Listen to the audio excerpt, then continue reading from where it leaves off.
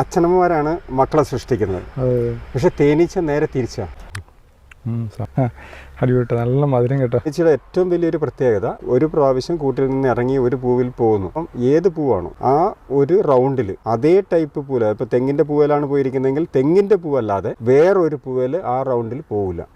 അത് ഭയങ്കര സംഭവമാണ്. അതാണ് തേനീച്ചയുടെ ഏറ്റവും വലിയ ഗുണം, പ്രകൃതിയുടെ ശരിക്കും. അതിനുശേഷം അവരിപ്പം എത്ര വലിയ പൂക്കൾ കണ്ടാലും എത്ര കൂടുതൽ തേൻ കണ്ടാലും മറ്റൊരു പൂവയിലേക്ക് ആ തേനീച്ച പോവില്ല.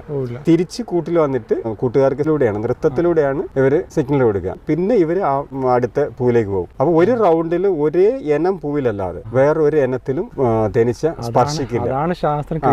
അതുകൊണ്ടാണ് നമുക്ക് ക്രോസ് പോളിനേഷൻ അത്ര കൃത്യമായിട്ട് വരുന്നത്. അല്ലെങ്കിൽ തെങ്ങിന്റെ പോളൻ പോയി മത്തന്റെ മേലെയും മത്തന്റെ കുമ്പളത്തിന്റെ മേലെ ആയി പോലെ. പക്ഷെ തേനീച്ച ഒരിക്കലും അങ്ങനെ പോകാറില്ല. അതിലും വലിയൊരു കാര്യമുണ്ട്, നമ്മളൊക്കെ മനുഷ്യരൊക്കെ അച്ഛനമ്മമാരാണ് മക്കളെ സൃഷ്ടിക്കുന്നത്.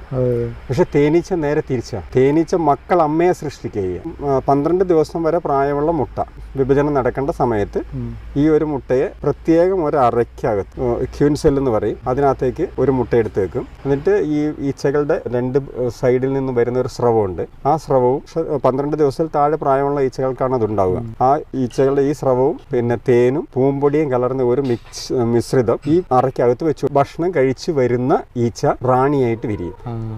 അപ്പം സാധാരണ റാണി ഇടുന്ന ഒരു മുട്ടയെ അത് വേലക്കാരി ഈച്ചകൾ ഒരു പ്രത്യേക അറയ്ക്കകത്താക്കി ഈ ഭക്ഷണം, റോയൽ ജെല്ലി എന്നാണ് പറയുന്നത് ആ ഭക്ഷണത്തിന്. ഇത് ശരിക്കും റോയൽ ജെല്ലി വളരെ വിലയുള്ള സാധനമാണ്. അപ്പോൾ ഈ സാധനം ഇൻഫെർട്ടിലിറ്റിക്കൊക്കെ ചികിത്സയ്ക്ക് ഉപയോഗിക്കുന്ന സാധനമാണ്. അപ്പോൾ ഇത് കൊടുത്തിട്ട് വളർത്തുന്ന ഈച്ച റാണിയായിട്ട് മാറും. അതുകൊണ്ടാണ് ഞാൻ പറഞ്ഞത്, നമ്മളൊക്കെ മനുഷ്യരൊക്കെ മക്കളെ സൃഷ്ടിക്കുമ്പോൾ മക്കൾ അമ്മയെ സൃഷ്ടിക്കുന്ന ജീവിയാണ് തേനീച്ച.